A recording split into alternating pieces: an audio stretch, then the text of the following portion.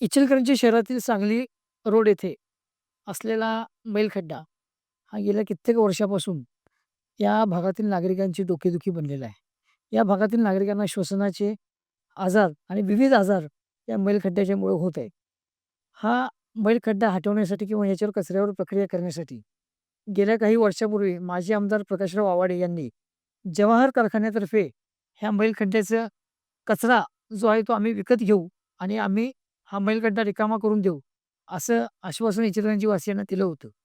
हे आश्वासन महाविकास आघाडी सरकार असताना त्यांनी वारंवार ही मागणी केली होती.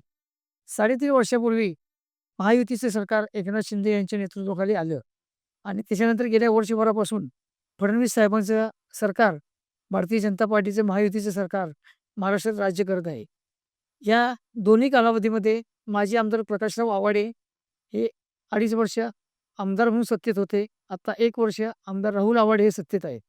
ह्या 3.5 वर्षाच्या कालावधीमध्ये त्यांनी मैलखड्ड्याबाबत ब्रशशब्दही काढला नाही.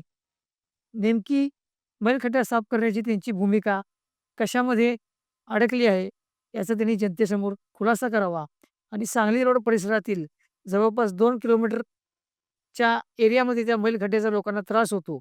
या त्रासापासून ते मुक्तता कधी करणार, याचं उत्तर त्यांनी जनतेला देणं क्रमप्राप्त आहे.